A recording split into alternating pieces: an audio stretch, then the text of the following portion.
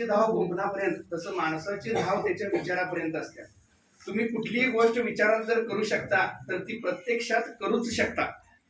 आणि ते सामर्थ्य शक्ती सगळं तुमच्यामध्येच दिलेलं आहे, फक्त त्याची ओळख करून घेण्याची गरज आहे. तर सांगायचं मुद्दा काय आहे, विचार जर सकारात्मक असतील तर ह्या जगात अशक्य असं काहीच नाही. पण तोच व्यक्ती जर नकारात्मक विचारात गुंतला, हे सगळं माहिती होऊन सुद्धा, हे ज्ञान घेऊन सुद्धा जीवनामध्ये जे काही चढ उताराचे प्रसंग येतात आणि ते थोडंसं डिस्टर्बन्स करणाऱ्या काही गोष्टी आल्या तरी तो निगेटिव्ह विचार प्रकर्षाने करायला लागला, तो नकारात्मक विचारात गुंतला आणि त्याला जर ती नकारात्मक विचार करायची सवय लागली तर त्या माणसाला जगणं अशक्य वाटतं.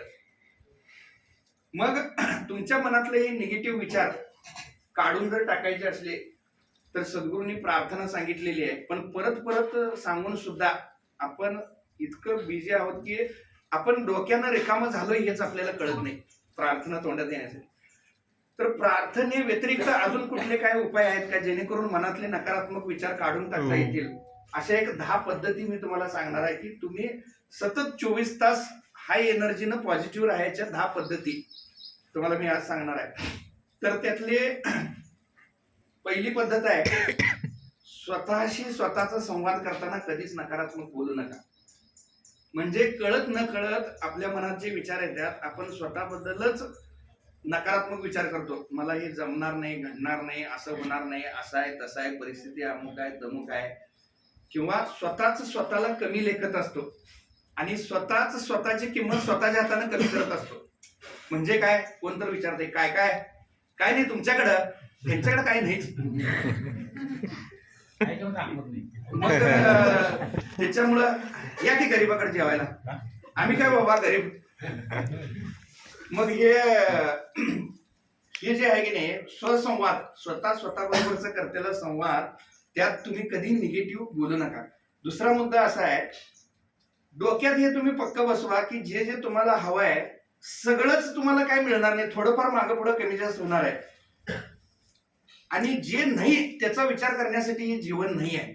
तुम्हाला आतापर्यंत कितीतरी अशा चांगल्या चांगल्या गोष्टी प्राप्त झालेल्या आहेत, कधी तर आपण त्याची यादी काढलोय काय? त्यामुळे वही डायरी पेन घेऊन मला चांगलं चांगलं काय मिळालंय त्याची तुम्ही यादी काढायला चालू करा. भरपूर काही ईश्वरानं परमेश्वरानं दिलेलं आहे. 2 हात नाहीत, 2 पाय नाहीत, ती पण माणसं जगामध्ये काही ना काही मोठी अचिव्हमेंट केलेली आहे. आपल्याला सुंदर शरीर मिळालंय, राहायला चांगलं घर मिळालंय, आपल्याला 2 टायमाचं जेवण मिळते, सगळं सगळं सगळं भरपूर काही बऱ्याच गोष्टी चांगल्या मिळालेल्या आहेत. पण आपण जे नाही त्याचाच विचार करत बसतोय आणि असमाधानी राहतोय. त्यामुळं तुम्ही हे जगणं खूप छान आहे आणि जे नाही त्याचा विचार करण्यासाठी जीवन नाही आहे. जे आहे त्याची कृतज्ञता आणि नाही त्यासाठी प्रयत्न आणि समाधानाच्या अधिष्ठानावर करण्यासाठी हे जीवन आहे, हे तुम्ही पक्क लक्षात ठेवा. तिसरं, तुम्ही स्वीकार भाव ठेवा. आहे ती परिस्थिती सहज स्वीकारा. प्राप्त परिस्थितीचा स्वीकार करून तिला सुंदर आकार देण्याच्या प्रयत्नाच सुखी जीवनाची गुरुकिल्ली आहे.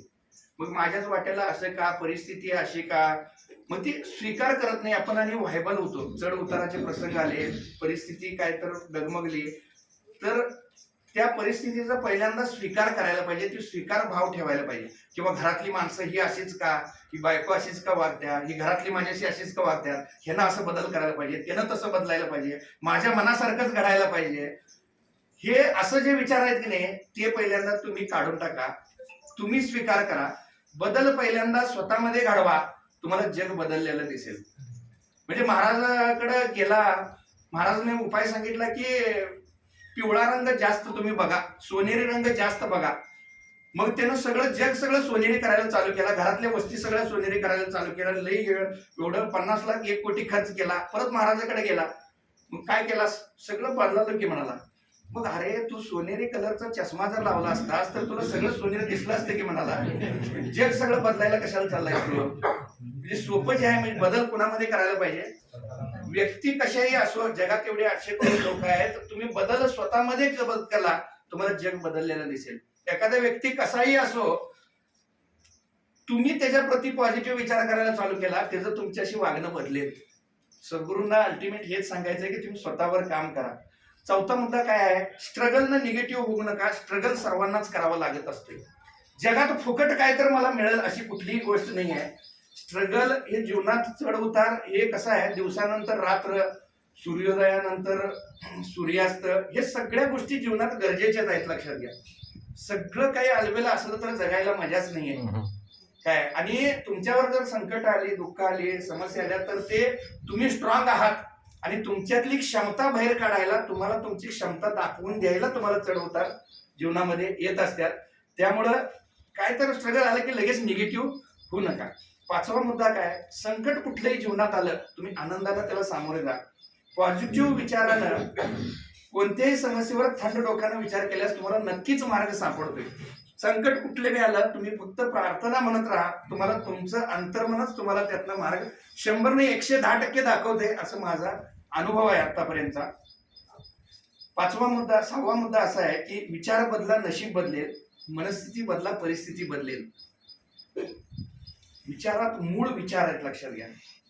तुम्हाला नशीब बदलायचं आहे तर तुम्हाला विचार पहिल्यांदा बदलायला पाहिजेत. कारण तुमचं जसं विचार आहे तशी तुम्हाला संगत लाभत्या, जशी संगत लाभते तशीच परिस्थिती तुम्हाला जीवनात प्राप्त होत्या. आणि तुम्हाला परिस्थिती बदलायची आहे तर पहिल्यांदा तुमच्या मनस्थितीत बदल करायला पाहिजे. माझी परिस्थिती अशी आहे तशी आहे, मी हे झालंय परिस्थिती, तुम्ही पण तुमच्या हातात नाही आहे परिस्थिती, परिस्थिती हाताबाहेर आहे. तुमच्या हातात काय आहे, तुमची मनस्थिती आहे. म्हणून मनस्थितीत बदल घडवला, परिस्थितीत 100% आपोआप बदल घडतोय. 7वा मुद्दा काय आहे, भूतकाळाचं चिंतन आणि भविष्यकाळाची चिंता करून वर्तमान तुम्ही खराब करू नका. म्हणजे टुमारो आणि टुडे आणि पास्टची हिस्ट्री आहे, उद्याची मिस्ट्री आहे, आणि आत्ताचं वर्तमान गिफ्ट, त्याला प्रेझेंट म्हणून प्रेझेंट टेन्स म्हटलेलं आहे. हे आत्ताच तुम्हाला आजचा मिळालेला दिवस म्हणजे तुम्हाला गिफ्ट आहे. म्हणून तुम्ही माझं घडून गेलेल्या वाईट गोष्टींचं चिंतन आणि भविष्यात माझं कसं होईल चिंता न करता तुम्ही सतत वर्तमानात राहा, वर्तमानातच आनंद आहे. 8वा मुद्दा असा आहे की तुम्ही असं नेहमी फील करायला पाहिजे, असं बोलायला पाहिजे की मी सगळं काही करू शकतो. दुसरा जग आणि सगळी माणसं तुमच्या आत्मविश्वासाचा मर्डर करायला सगळीकडे फिरायलाच लागलेले. तुम्ही काय पण गोष्ट करायला लागला, हे असं होणार नाही, हे काय जमते काय, ते त्यावेळी काय सांगत असतो माहिती काय, हे त्याला जमत नाही. प्रत्येक माणूस त्याचं ज्ञान, बुद्धी आणि विचारानुसार तो कल्पना करत असतोय की हे मला जमणार नाही, हे असं होणं शक्यच नाही. म्हणून तुम्ही स्वतः त्याचा काही परिणामच होऊन द्यायला नाही पाहिजे. तुमची क्षमता आणि तुम्हाला स्वतःला तुम्हीच ओळखू शकता. त्यामुळे तुम्ही हाय कॉन्फिडेंटली तुम्ही जर काम केला, हे मी असं करालोय आणि असंच होणार, ते तसंच होतंय. तेवढी ऊर्जा तुमची पाहिजे बघा, तेवढी तळमळ तुमची पाहिजे. तुम्हाला हे निसर्ग आणि ब्रह्मांड सगळ्या गोष्टी देत राहते. म्हणून तुम्ही 24 तास तेवढ्याच ऊर्जेनं तुम्ही कामात राहिलं पाहिजे. 9वा मुद्दा असा आहे, दुसरं कोणतं आकाशातनं वगैरे येणार आहे आणि तुमचं जीवन बदलणार आहे म्हणून वाट बघत अजिबात बसू नका. आज आत्ता ताबडतोब अर्जंट जबाबदारी स्वतःच्या खांद्यावर घ्या आणि बदलाला आत्तापासून लगेच सुरुवात करा. कोण तर बुवा, बाबा, भगत, फकीर, देवऋषी, अमुक तमुक, पंडित, स्वामी येणार आहे, ती शांती गाठल्यावर माझं नशीब बदलणार आहे, माझ्या जीवनात हे संकट आलंय, ते संकट आलंय, असं जर तुम्ही म्हणून वाट बघत बसला तर एक दिवस आयुष्य संपून जाईल. खरं तुमच्या जीवनात बदल काय घडणार नाही. तिथं बाबा ते पॉवरफुल आहे, तिथं ते पॉवरफुल आहे, असं जर तुम्ही म्हणत, तुमचा वेळ आणि पैशाचा ते अपव्यय आहे. तुमचं नशीब हे तुम्हालाच बदलायला पाहिजे आणि त्या बदलाची सुरुवात आताच करायला पाहिजे. दररोज तुम्ही काय ना काय पॉझिटिव्ह वाचायला पाहिजे, पॉझिटिव्ह व्हिडिओ बघायला पाहिजे, एखादी वही घालायला पाहिजे, चांगलं जे आहे ते लिहायला पाहिजे. तुम्ही तुमच्या शरीराला जसं चांगलं खाद्य देता रेसिपी बघून, तसं मेंदूला आणि बुद्धीला चांगलं विचार देण्याची काय व्यवस्था तुम्ही केलेला आहात का? प्रत्येकानं आपापल्या मनाला विचारून बघा आणि रोज अशी सवय लावून घ्या, काय ना काय तर पॉझिटिव्ह मी या मेंदूला देईन, आज मी काय तर नवीन शिकेन. असं रोज तुम्ही जर शिकत राहिला, निश्चित तुम्ही जीवनात टॉपला जाता. तुमची प्रगती, तुमच्याकडे येणारा पैसा हा तुमच्या लायकी बरोबर आणि ज्ञानाबरोबर असतोय. तुम्हाला प्रगती साधायचा आहे, तुम्हाला पैसा कमवायचा आहे, तुम्हाला समृद्ध व्हायचं आहे, तुम्हाला श्रीमंत जीवन जगायचं आहे, राजासारखं जीवन जगायचं आहे, तुम्हाला तुमचं ज्ञान वाढवायला पाहिजे. इंसान अपनी औकात के बराबर ही पैसा कमाता है. 1 लिटरची पाण्याचा तांब्या आहे, ह्याच्यात 5 लिटर पाणी बसत नाही. आज अंबानीने मला म्हटलं, हे माझं सगळं तुला देतो, हे 10 लाख कर्मचाऱ्यांनी एवढं सगळं पैसा, माझी सांभाळायची लायकी पाहिजे का नको? माझं ज्ञान आहे का तेवढं? मग तुम्हाला शिकणं आणि ज्ञान घेणं हा एकच पर्याय आहे जीवनात सुखी होण्याचा. ज्ञान आणि शहाणपणानंच तुम्ही जीवनात सुखी होऊ शकता, इतर कुठलाही मार्ग जीवनात नाही. हे जितक्या लवकर तुम्हाला कळेल तेवढं तुम्हाला जीवनात सुरुवात होईल. आणि 10वी आणि शेवटची गोष्ट अशी आहे नकारात्मक विचारातून तुम्हाला बाहेर काढण्यासाठी की स्वतःला एकटं कधीही ठेवू नका. जीवनात कशीही परिस्थिती आली तुम्ही स्वतःला एकटं कधीही ठेवू नका, कोंडून ठेवू नका. एखाद्या कामाप्रती स्वतःला तुम्ही समर्पित करा. शूरवीर आहात तुम्ही, बलवान शक्तिमान आहात तुम्ही, हे तुमच्यात एवढं मोठं सामर्थ्य आहे. म्हणून मला ह्यातलं काही मार्ग निघत नाही, मी आता आत्महत्या करणार आहे, मी हे असलं हारलेलं जीवन कधी जगायचं नाही. परिस्थिती कशीही येऊ दे, तुम्ही मनस्थिती कधीही डवळू द्यायचं नाही. आणि ही मनस्थिती मजबूत करायचं कामच सद्गुरू करतात. पण ह्या ज्ञानाच्या संपर्कात तुम्हाला कायम यावं लागेल, कायम सतत टच मध्ये राहावं लागेल, अभ्यास वगैरे करावे लागेल, कोर्सला यावं लागेल, कार्यात सहभागी व्हावं लागेल. हे जग सुखी होण्याचा प्रयत्न तुम्हाला करावा लागेल. तुमच्या जीवनात सुख येतेच. सगळ्यांना आनंद वाटण्याचा प्रयत्न करा, सगळ्यांच्या चेहऱ्यावर हसू राहावं म्हणून तुम्ही प्रयत्न केला, तुम्हाला कधीही दुःख येणार नाही. आणि रोजच्या जीवनामध्ये रोजचं जीवन जगत असताना, उच्चार करत असताना, बोलत असताना, घरात राहत असताना चांगल्या आणि पॉझिटिव्ह गोष्टींचाच उच्चार आपण सतत करूया. म्हणजे आमच्या सौभाग्यवती तिने राजे म्हणतात मला सारखं. मग तुम्ही पण सगळ्यांनी चालू करा राणी सरकार म्हणायला.